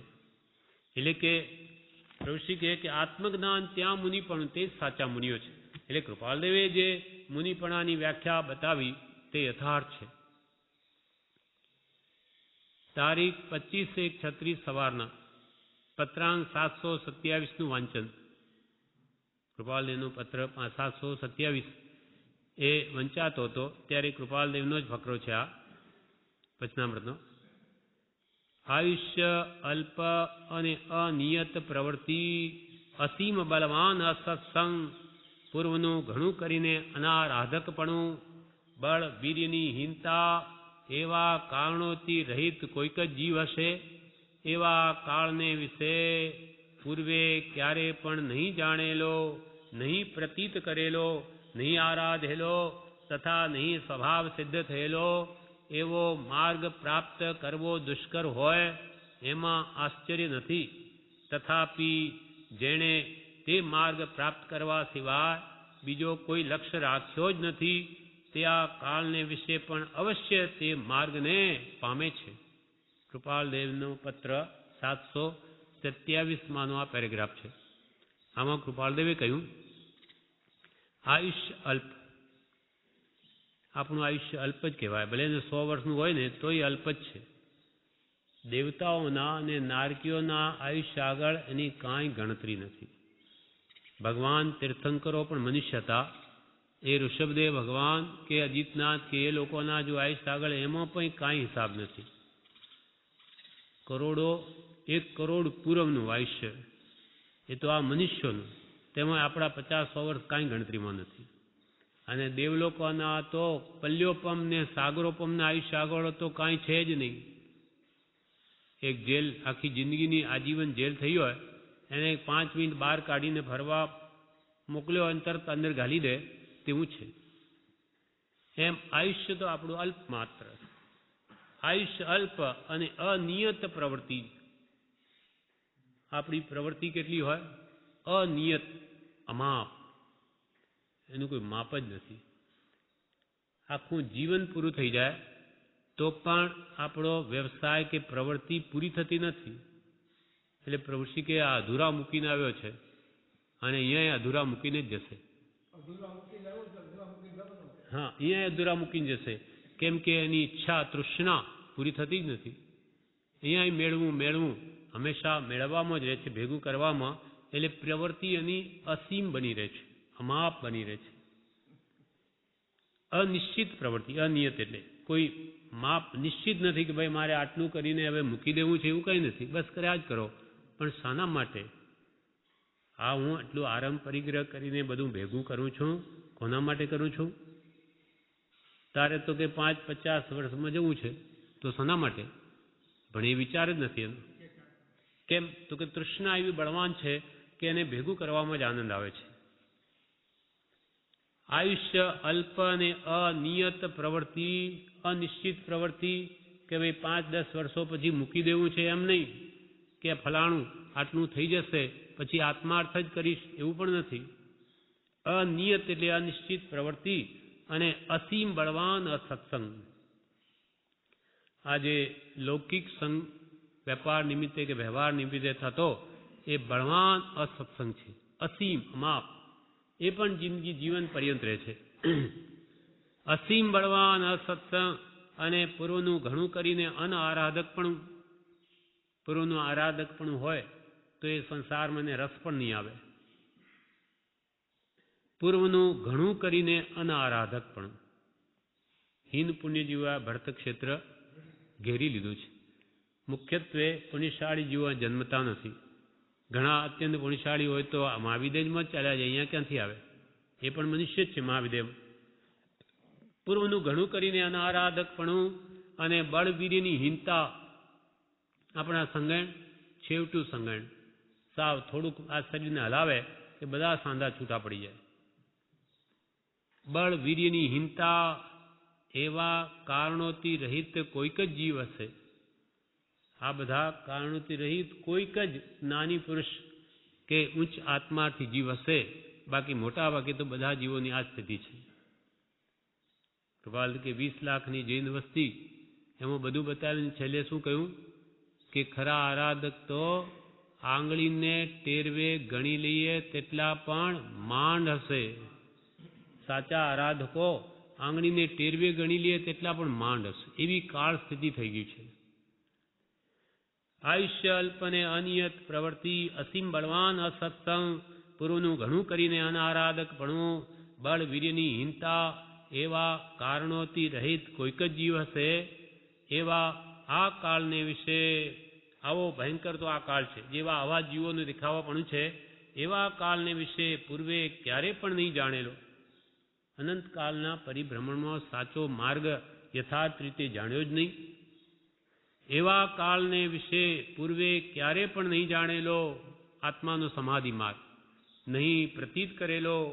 માનો કદાચ તીર્થંકરની સભામાં જઈ આવ્યો, જાણ્યો, સાંભળ્યું, પણ શ્રદ્ધા નહીં કરી. પ્રતીતિ નહીં આવી. કે ભગવાન કે છે એમ જ મોક્ષ માર્ગ છે, એવી રીતે જ દુઃખોથી છૂટાય. વિશ્વાસ નહીં આવ્યો. એવા કાળને વિશે પૂર્વે ક્યારે પણ નહીં જાણેલો, નહીં પ્રતીત કરેલો, નહીં આરાધેલો. સાચી પ્રતીત આવી તો આરાધના થાય, એ નહીં કર્યો. આરાધના એટલે જ્યાં બેઠા છીએ. નહીં આરાધેલો તથા નહીં સ્વભાવ સિદ્ધ થયેલો. સ્વભાવમાં સિદ્ધિ થઈ હોય તો આત્મજ્ઞાન થાય, આત્મજ્ઞાન છે નહીં, માટે નહીં સ્વભાવ સિદ્ધ થયેલો એવો માર્ગ, એવો વિતરાગ માર્ગ પ્રાપ્ત થવો દુષ્કર હોય એમાં આશ્ચર્ય નથી. કોઈ કાળે જે વસ્તુ સાંભળી નહીં, સાંભળી તો શ્રદ્ધી નહીં, શ્રદ્ધી તો એ પ્રમાણે વર્ત્યો નહીં, તો એવો માર્ગ આ કાળમાં દુર્લભ હોય એમાં આશ્ચર્ય નથી. તથાપિ જેણે તે માર્ગ પ્રાપ્ત કરવા સિવાય બીજો કોઈ લક્ષ્ય રાખ્યો જ નથી, તે આ કાળને વિશે પણ અવશ્ય તે માર્ગને પામે છે. ભલે ને પૂર્વ કાળમાં આરાધના નહીં થઈ, પણ આ ભાવમાં મારે આરાધના કરવી જ છે, મારે આત્માને ઓળખવો જ છે, મારે જ્ઞાનીના કહેવા પ્રમાણે કરવું જ છે, એવો જેનો દ્રઢ નિશ્ચય છે તે અહીંયા પણ કરી શકે છે. તે તથાપિ તો પણ જેણે તે માર્ગ પ્રાપ્ત કરવા સિવાય બીજો કોઈ લક્ષ્ય રાખ્યો જ નથી, આત્માર્થ સિવાય, માત્ર મોક્ષ અભિલાષ સિવાય જેને બીજો કોઈ લક્ષ્ય રાખ્યો જ નથી, તે આ કાળને વિશે પણ અવશ્ય તે માર્ગને પામે છે. જરૂર તે સાચા વિતરાગને પામી શકે છે. પ્રભુશ્રી હવે કહે છે એના ઉપર, જીવને વિચાર આવ્યો નથી. આવું બધું કહ્યું છે, છતાં જીવને વિચાર આવ્યો નથી. કામ કાઢી નાખે એટલું બધું છે, છતાં ઠેકાણે કંઈ કરે તો અત્યારે કંઈ કરવા જેવું છે. વિચાર નથી આવતો, કામ કાઢી નાખે એવી બધી જ સામગ્રી ઉપલબ્ધ છે, પણ આ ઠેકાણે હવે કંઈ કરે તો કંઈ પાર આવે એવું છે. કરવા માંડે તો આ ભાવમાં પણ થાય એવું છે. ભલે અનંતકાળમાં નહીં થયું, એ ભૂતકાળ હવે ભૂલી જઈએ, હવે વર્તમાન સુધારો તો ભવિષ્ય સુધરે. એટલે હવે પણ અત્યારે પણ કરવા જેવું છે. ફક્ત આ જીવનો જ વાંક છે. નાનીઓએ તો એમના તરફથી થઈ શકે એટલું બધું જ કરી દીધું, હવે આપણો વાંક છે. ફક્ત આ જીવનો જ વાંક છે. હવે બોલશો નહીં, આટલું સમજવા લાયક છે. મુમુક્ષુઓને કહે છે હવે બીજી ચર્ચા ખોટી કરોમાં, હવે આ વાત આ પકડો અને હવે બોલશો નહીં, આટલું સમજવા લાયક છે. અને જો કંઈ કર્યું તો બસ આ આત્માની વાત સમજીને હવે એને ઓળખો, એને રાગદ્વેષથી મુક્ત કરો તો બસ એ જ કૂંચી છે. આ વાત જબરી આવી, આ વાત જબરી આવી, તૈયાર થઈ જા, તારી વારે વાર હવે છે શું? નાનીઓ બધું કહી દીધું, હવે તું તૈયાર થઈ જા આત્મકલ્યાણ માટે. હવે છે શું? જેમ તેમ નથી, મરતાને જીવતો કરે છે. આ કૃપાળદેવની વાણી જેવી તેવી નથી, મરદાને પણ જીવતો કરી દે એવી છે. જેમ તેમ નથી, મરતાને જીવતો કરે છે. સત્પુરુષોએ મરેલાને જીવતા કર્યા છે, હિંમત હારવી નહીં. મરેલાને પણ જીવતા કર્યા એટલે કે પુરુષાર્થહીન થયા હોય, નાસીપાસ થયા, એને પણ નાનીઓએ બળ આપી, સાચી સમજણ આપી, પોતાનું સ્વરૂપ સમજાવી અને એને ઊભા કર્યા છે કે તું પરમાત્મા છું, તું ભગવાન બની શકે, શું કામ ચિંતા કરે છે? સત્પુરુષોએ મરેલાને જીવતા કર્યા છે, પણ હિંમત હારવી નહીં. હિંમત હવે હારવી નહીં. ત્યારે પહેલો મુમુક્ષુ કહે હિંમત હારવાની નથી, હવે મરણિયા થવાનું કામ છે. આપે કહ્યું હતું કે માથે સત્પુરુષ છે, સાથે છે અને એની હિંમત છે, તો પછી હિંમત શું કરવા હારે? મરણિયા થવાનું કામ છે, એક મરણીઓ સોને ભારે. આપે પણ કહ્યું હતું કે માથે સત્પુરુષ છે, એનો સથવારો છે, તો હિંમત શું કરવા હારીએ? ત્યારે પ્રભુશ્રી કહે એ જ કર્તવ્ય છે, હિંમત હારવા લાયક નથી. કે ભાઈ હવે મારાથી કેવી રીતે થાય? હું તો હવે વૃદ્ધ થઈ ગયો, હવે જીવન શું બાકી રહ્યું, હવે શું થાય? એમ કંઈ કરવા જેવું નથી. જાગ્યા ત્યાંથી સવાર, બાગડીની છેડે કસબ. એ તો જ્યારથી જાગે ત્યારથી કામ થઈ જાય એવું છે. ભાવ જોઈએ. બધું મૂકી દે તો અઠવાડિયામાં અંજન ચોર જેવા મોક્ષે ચાલ્યા ગયા. ચોર પણ એક જ અઠવાડિયામાં મુક્તિ મેળવી લીધી. એમ અનેક દૃષ્ટાંતો શાસ્ત્રોમાં છે. જાગ્યા ત્યાંથી સવાર. ગણીને પુરુષાર્થ કરવા માટે તો હમણાં પણ થઈ શકે. પ્રભુશ્રી કહે એ જ કર્તવ્ય છે, હિંમત હારવા લાયક નથી. ત્યારે બીજો મુમુક્ષુ કહે વિતરાગ માર્ગમાં પ્રવૃત્તિ છે તો હિંમત શું કરવા હારીએ? આપના જેવા ગુરુ મળ્યા, કૃપાલદેવ જેવા મળ્યા અને વિતરાગ માર્ગમાં પ્રવૃત્તિ છે તો હવે અમે શું કામ હિંમત હારીએ? પ્રભુશ્રી કહે પડ્યા તો ઊભા થઈ જવું, પછી કેમ નહીં ચલાય? ચલાશે. પડેલા છીએ આપણે તો ઊભા થઈ જાઓ પુરુષાર્થ માટે, આત્માર્થ માટે.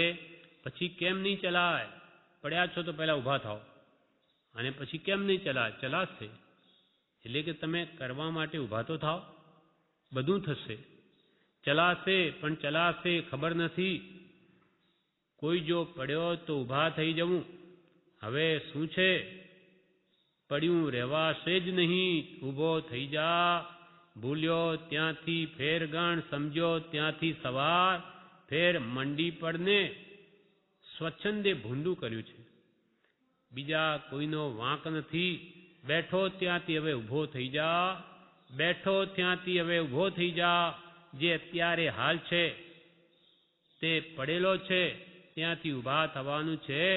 જાગ્રત થયા સિવાય છૂટકો જ નથી. અનાદિકાલથી આ જે મોહ માયામાં પડેલો છે, હવે ત્યાંથી ઊભો થઈ જા. આ બધું મૂકી દે. રાગ દ્વેષના નિમિત્તો મૂકી દે, એ ભાવોને મૂકી દે, એના કારણોને મૂકી દે. ઊભો થઈ જા. ભૂલ્યો ત્યાંથી ફેર ગણ. ભૂલો તો થઈ હશે, પણ હવે જાગ્યો ત્યાંથી સવારમાં કરીને મંડી પડ. પ્રભુશ્રી કે ફેર મંડી પડ. હવે પ્રમાદ કરમાં સમય બહુ ઓછો રહ્યો છે, કામ ઘણું કરવાનું છે. ભૂલ્યો ત્યાંથી ફેરગણ, સમજ્યો ત્યાંથી સવાર. ફેર મંડી પડને સ્વચ્છંદે ભૂંડું કર્યું છે. જ્યાં ત્યાં પોતાનું દાપણ આગળ આવે, આ સ્વચ્છંદ આડો આવે છે. કરીશું, શું ઉતાવળ છે? સ્વચ્છંદે ભૂંડું કર્યું છે, બીજું કોઈનો વાંક નથી. બેઠો ત્યાંથી હવે ઊભો થઈ જા. જે અત્યારે હાલ છે તે પડેલો છે, ત્યાંથી ઊભા થવાનું છે. કે તું તારી જાતને એમ નહીં માનતો કે હું જાગ્રત છું, પડેલો છે. ઊભો થઈ જા. જાગ્રત થયા સિવાય છૂટકો જ નથી. જાગ્રત કે છે થવું જ પડશે, એ સિવાય બીજો કોઈ ઉપાય જ નથી. એ જે અત્યારે હાલ છે તે પડેલો છે, ત્યાંથી ઊભા થવાનું છે. જાગ્રત થયા સિવાય છૂટકો જ નથી. મોડે વેલે પોતાને જ જાગ્રત થવું પડશે અને આ સંસાર ભાવ પોતાને મૂકી જ દેવા પડશે. ત્યારે જ આત્માનું પરમ સુખ અથવા અનંત શાંતિ તે પ્રગટ થશે. આ પ્રમાણે પ્રભુશ્રી આગળ જણાવ્યું છે, જે આપણે આવતીકાલે પરમ ઉપકારી પરમ પૂજ્ય પ્રભુશ્રીના ઉપદેશામૃતમાં પાનું 242 તેમાં જણાવે છે. પ્રભુશ્રી કહે સદગુરુના ઉપદેશ વણ સમજાયન જીન રૂપ.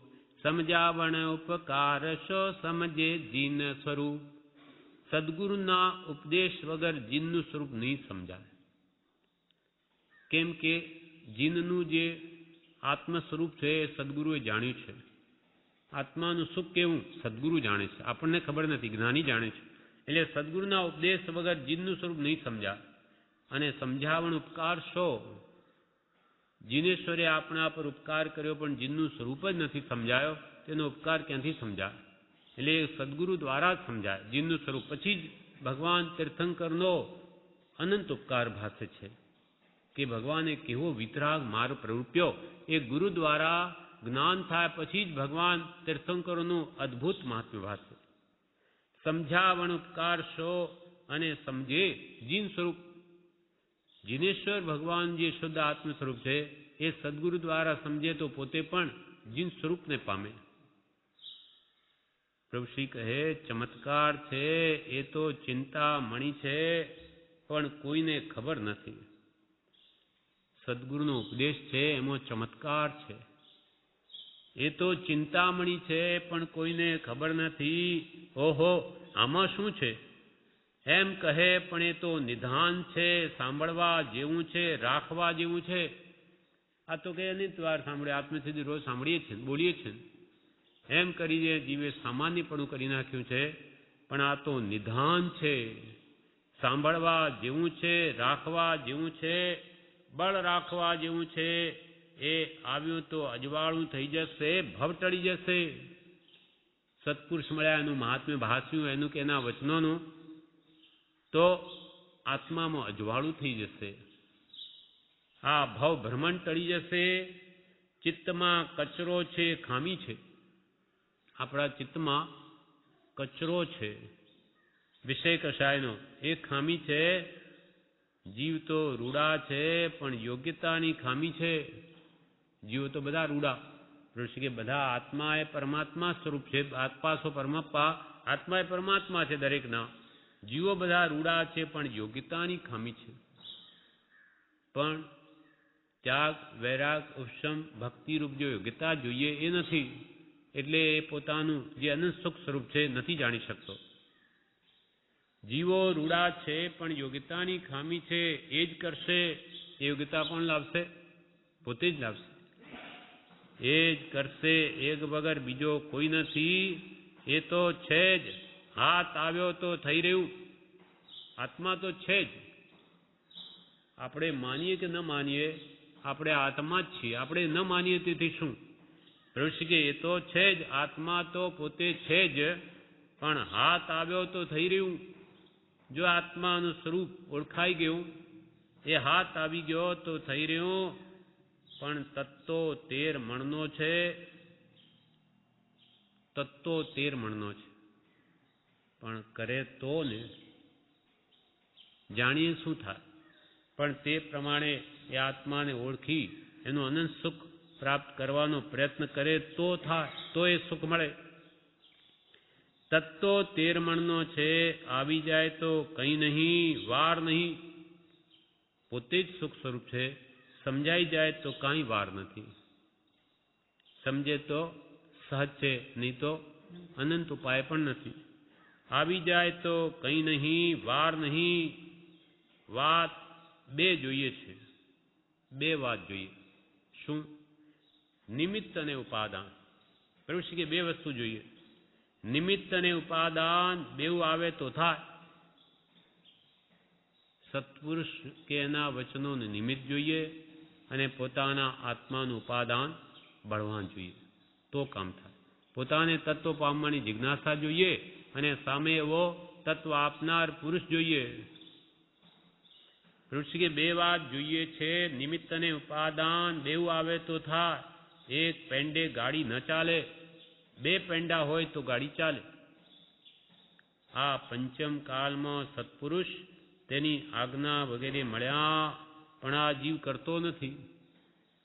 નિમિત્ત તો મળ્યું આપણને. આવા ઊંડા અવસર્પિણી પંચમ કાળમાં સત્પુરુષનું નિમિત્ત મળ્યું, એની આજ્ઞા પણ મળી વગેરે. આવો સત્સંગ વગેરે બધું મળ્યું. આ પંચમ કાળમાં સત્પુરુષ, એની આજ્ઞા વગેરે મળ્યા, પણ આ જીવ કરતો નથી. ઉપાદાન જાગૃત થતું નથી.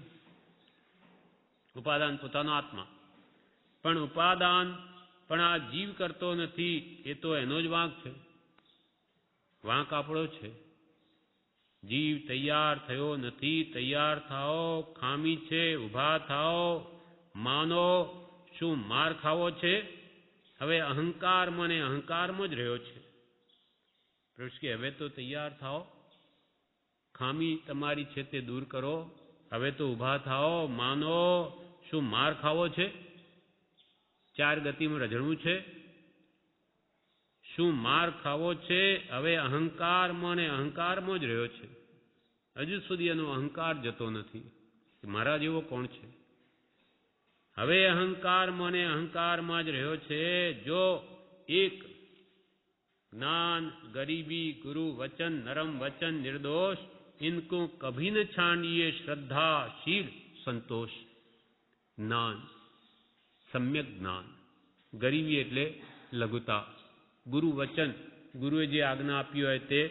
જ્ઞાન, ગરીબી, ગુરુ વચન, નરમ વચન, વિનયવાળા નરમ વચન, બીજાને દુઃખ ન થાય એવા મીઠા વચન, સત્ય અને મીઠા હિતમિત અને પ્રિય બોલવું, નરમ વચન અને નિર્દોષ, જેમાં મોહ રહિત હોય, પોતાની વાણી સામાજિકને મોહ ઉત્પન્ન કરાવે એવી નહીં, દોષિત બનાવે એમ નહીં, નિર્દોષ સત્પુરુષ દ્વારા ઉપદેશેલી એ વાણીની ભાષા બોલે, અથવા સત્ય બોલે, પ્રિય બોલે, હિતકારી બોલે. નરમ વચન નિર્દોષ ઇनको કભી ન છાંડીએ, એને કે છે ક્યારેય નહીં છોડવા. જ્ઞાન, ગરીબી એટલે લઘુતા, ગુરુ વચન, નરમ વચન, નિર્દોષ અને ઇनको નિર્દોષ નરમ વચન ઇनको કભી ન છાંડીએ. વળી કે છે 3: શ્રદ્ધા, શીલ, સંતોષ. સત્પુરુષની શ્રદ્ધા એ કદી છોડવી નહીં, શીલ એટલે સદાચાર એ કદી મૂકવો નહીં, અને સંતોષ ભાવ, જે મળે તેમાં સંતોષ માનો. આપણને જે પુણ્યાદિન મળ્યું બહુ છે, વિશેષ મેળવવાની કામના નહીં રાખવી, જેટલું મળે એટલું બહુ છે.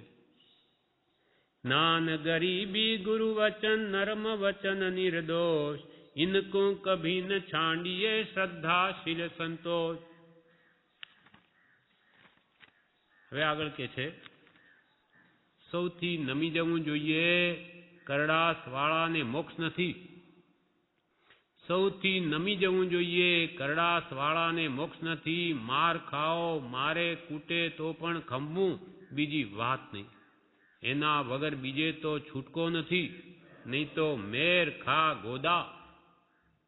પ્રભુશ્રી કહે સૌથી નમી જવું જોઈએ, અહંકાર મૂકી ને નમી જવું જોઈએ. કરડાશ વાળાનો મોક્ષ નથી, જે પોતે કડકાઈ રાખે એનો મોક્ષ નથી. માર ખાઓ, મારે કૂટે તો પણ ખંભવું, આ તો ખમી ખૂંદવાનો પ્રભુશ્રી કે માર્ગ છે.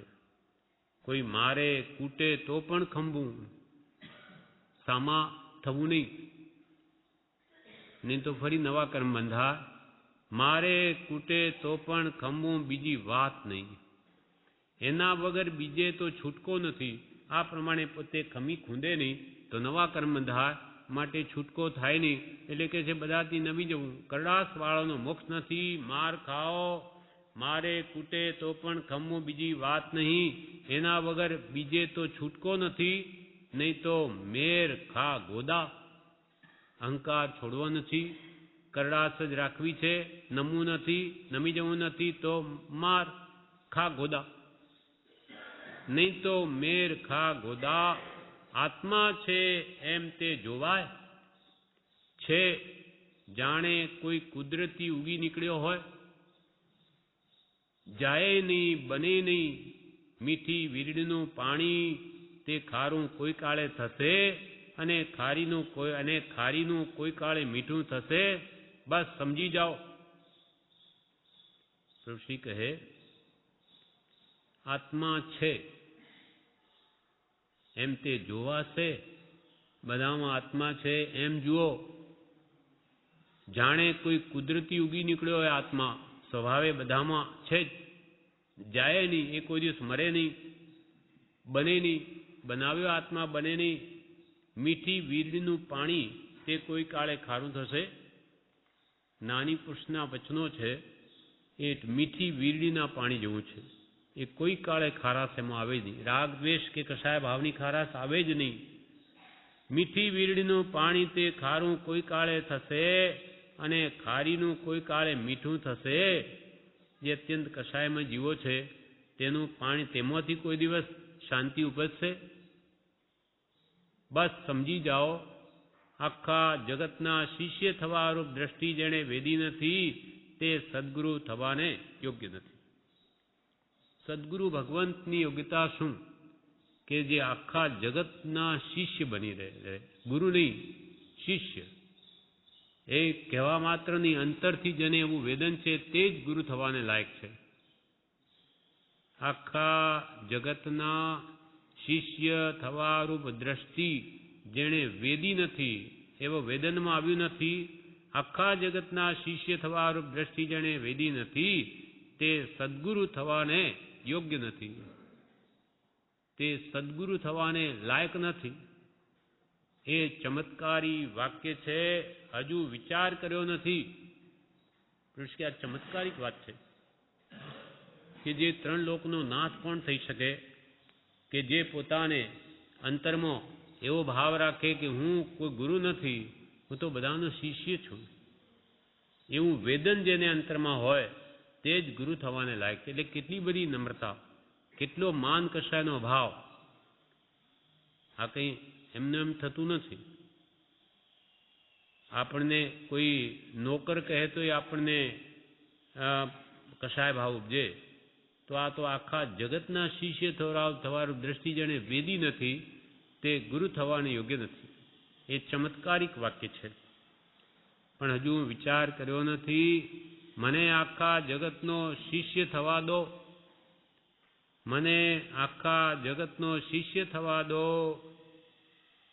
આત્મા વિનયી થઈ સરળને લઘુત્વ ભાવ પામી સદૈવ સત્પુરુષના ચરણ કમળ પ્રતિ રહ્યો, તો જે મહાત્માઓને નમસ્કાર કર્યા છે તે મહાત્માઓની જે જાતિની રિદ્ધિ છે તે જાતિની રિદ્ધિ સંપ્રાપ્ત કરી શકાય.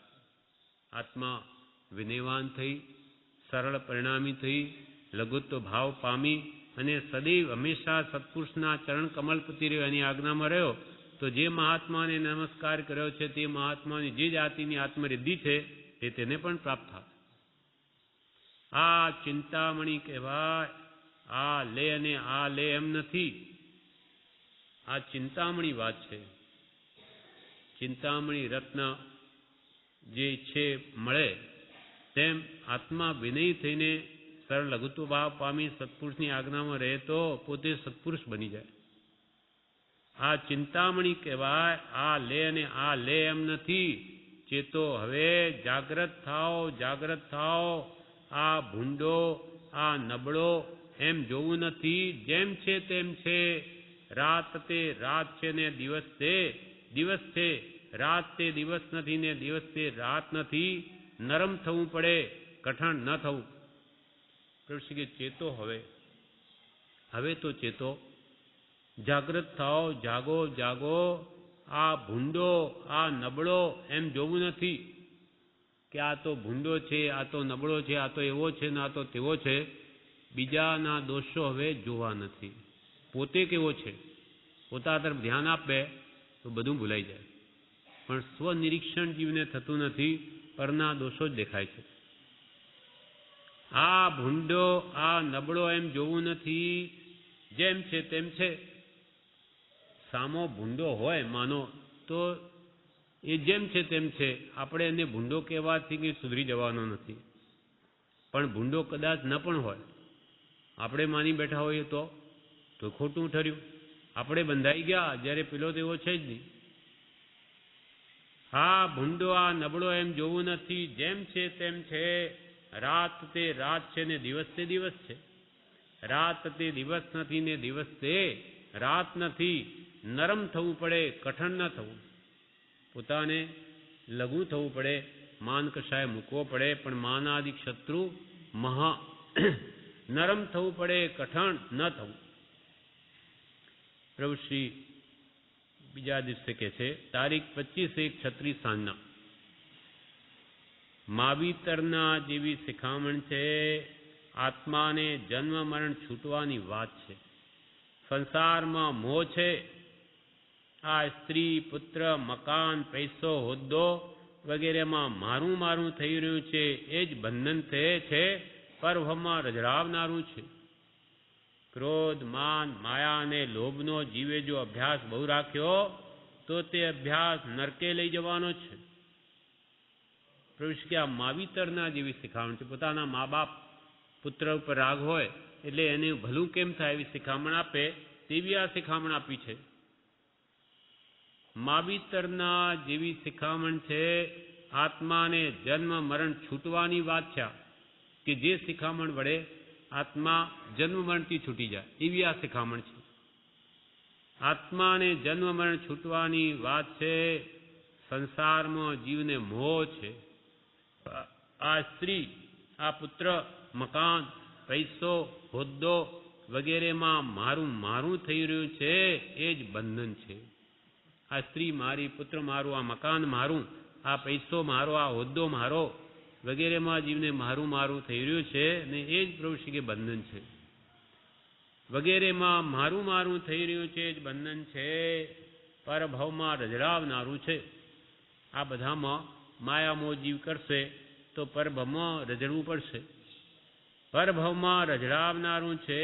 ક્રોધ, માન, માયા અને લોભનો જીવે જો અભ્યાસ બહુ રાખ્યો, ક્રોધનો, માનનો, માયા કે લોભનો જીવે જો અભ્યાસ બહુ રાખ્યો તો તે અભ્યાસ જીવને નરકે લઈ જવાનો છે.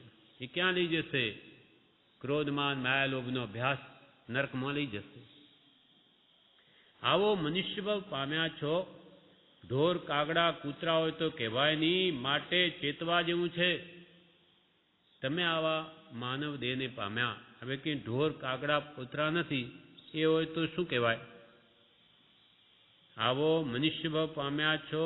ઢોર, કાગડા, કૂતરા હોય તો કહેવાય નહીં, માટે ચેતવા જેવું છે.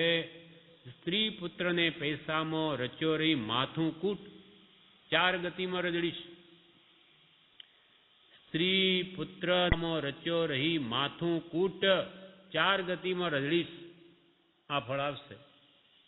સ્ત્રી પુત્ર કે પૈસામાં એ મોહમાં જ રચ્યો પચ્યો રહ્યો ને માથું કૂટતો, 4 ગતિમાં રજડીશ. જીવે તરવા માટે જેટલો બને તેટલો યથાશક્તિ ત્યાગ કરવો. ત્યાગ વગર મોક્ષ નહીં થાય, મૂકવું પડશે. યથાશક્તિ પ્રવૃત્તિકે ત્યાગ કરવો જેટલો બને એટલો. બાહ્ય ત્યાગ અને અંતર ત્યાગ. અંતરથી પણ તે પ્રત્યેનો મોહ છોડવો, આસક્તિ તોડવી. જેટલો બને તેટલો જીવે તરવા માટે યથાશક્તિ ત્યાગ કરવો. ત્યાગ વગર મોક્ષ નહીં થાય. આ પર પદાર્થોમાં આસક્તિ છે ત્યાં સુધી તો મોક્ષ નહીં થાય. ત્યાગ વગર મોક્ષ નહીં થાય, મૂકવું પડશે. દેહ છૂટશે ત્યારે કંઈ હારે નહીં જાય. ગમે એટલું આ જીવ મારું મારું કરે પણ જ્યારે અહીંયાથી જાય ત્યારે, દેહ છૂટે ત્યારે બધું ન્યા જ રહે. વાત દેહ છૂટશે ત્યારે કંઈ હારે નહીં જાય. માટે ત્યાગ મોટી વસ્તુ છે. એ વસ્તુ આપણને છોડે એના કરતાં આપણે જ એને છોડી દઈએ ભાવથી, તો પછી દુઃખ નહીં થાય. ત્યાગ વગર મોક્ષ નહીં થાય, મૂકવું પડશે. દેહ છૂટશે ત્યારે કંઈ હારે નહીં જાય. માટે ત્યાગ મોટી વસ્તુ છે. પરદેશમાં ધર્મ હશે, વાતો થતી હશે, પણ આ જગ્યા જુદી છે, માર્ગ જુદો છે, મર્મ સમજવાનો છે.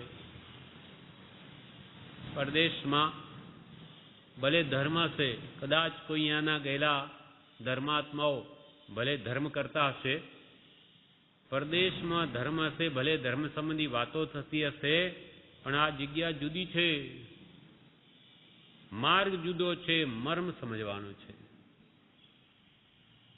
કે આ જગ્યા જુદી છે જ્યાં નિરંતર આવું પવિત્ર વાતાવરણ હોય, તેને આ જગતના વાતાવરણ સાથે કેવી રીતે તુલના થઈ શકે? પરદેશમાં ધર્મ હશે, ભલે વાતો થતી હશે, પણ આ જગ્યા જુદી છે, માર્ગ જુદો છે, મર્મ સમજવાનો છે. ઉદય કર્મ હોય, ઘર, બાયડી, છોકરા, પૈસો હોય, પણ તેમાંથી જેટલું બને તેટલું મૂકવું. બધું ન છોડાય તો થોડું પણ ત્યાગવું. એ જ પાયો છે. ઉદય કર્મ હોય તો ઘર પણ હોય, બાયડી એટલે સ્ત્રી પણ હોય, છોકરા હોય, પૈસો હોય, પણ તેમાંથી બને તેટલું મૂકવું, આસક્તિ છોડવી અને વસ્તુ પણ ત્યાગવી. પણ તેમાંથી બને તેટલું મૂકવું. બધું ન છોડાય તો થોડું પણ ત્યાગવું. બધું ન છોડાય તો થોડું પણ ત્યાગવું. એ જ પાયો છે. એ મર્મ કોઈને સમજાયો નથી. મર્મને છાતીમાં, હૃદયમાં રાખવો. મર્મ રહસ્ય હજુ કોઈને સમજાયું નથી. પ્રભુશ્રી કહે મર્મને છાતીમાં, હૃદયમાં રાખવો. 3.5 હાથની જગામાં બાળી મૂકશે. ધર્મ સાથે આવશે ને એ જ સહાય છે, નહીં તો ભવ રજડીશ. આ બધી આસક્તિ હવે કે છે મૂકી દે, ને તો 3.5 હાથની જગ્યામાં તને બાળી મૂકશે. ધર્મ સાથે આવશે એ જ સહાય છે, નહીં તો ભવ રજડીશ. સર્વથી શ્રેષ્ઠ મનુષ્ય ભાવ પામીને બધાએ અવશ્ય મૂળ પગ ભરવો. સર્વથી શ્રેષ્ઠ મનુષ્ય ભાવ પામીને બધાએ અવશ્ય મૂળ પગ ભરવો. આપણને આ માનવદેહ મળ્યો છે એટલે પ્રભુશ્રી કહે છે હવે બધાએ અવશ્ય મૂળ પગ ભરવો. મૂળ પગ એટલે શું? સર્વથી શ્રેષ્ઠ મનુષ્ય ભાવ પામીને બધાએ અવશ્ય મૂળ પગ ભરવો એટલે મૂળ વાતમાં પગ ભરવો. પર સ્ત્રીનો ત્યાગ કરવો, તેમાં વળી ચોથું મહાવ્રત મોટું કીધું, તે માટે તૈયાર થઈ જવું. પર સ્ત્રીનો ત્યાગ કરવો અને તેમાંય વળી ચોથું મહાવ્રત મોટું કીધું. પંચ મહાવ્રતમાં મોટામાં મોટું મહાવ્રત ચોથું મહાવ્રત દુષ્કર છે. તેમાં વળી ચોથું મહાવ્રત મોટું કીધું, તે માટે તૈયાર થઈ જવું. આ જગતને વિશે બીજા વિષય ભોગ હસવા બોલવાના કરે તે દુઃખદાયી અને ઝેર છે. ભાઈ હોય તો સ્ત્રી તરફ નજર રાખવી ન જોઈએ. આ જીવને મૂકવાનું છે તે જુદું છે. અત્યારે દેખાય છે કે આ ભોગવે છે પણ નથી ભોગવતા, અને નથી ભોગવતા તો પણ ભોગવે છે. માટે વિષયનો ત્યાગ કરવો.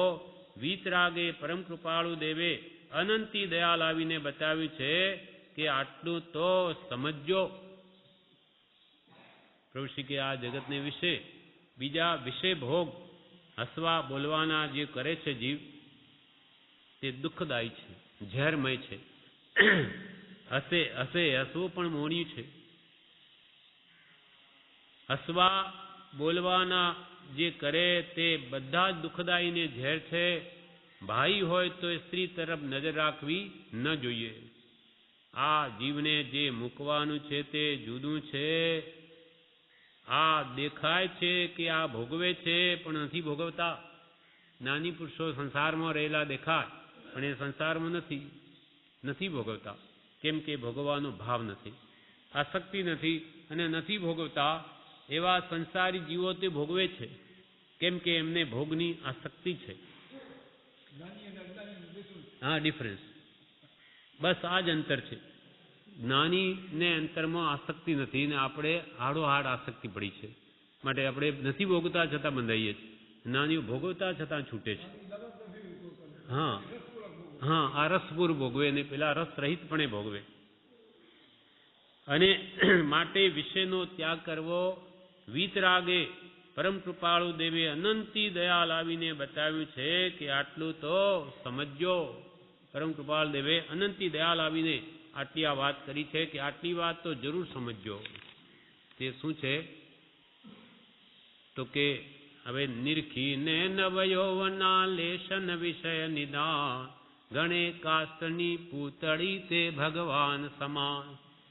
આ હવે આજે નિરખીને અને વ્યવનાનું પદ છે એના અર્થ બ્રહ્મચારી પરોપકારી પરમ જે પ્રવૃત્તિ કરે છે, જે હવે આગળ આવશે તે આપણે આવતીકાલે લઈશું. સદગુરુ દેવ.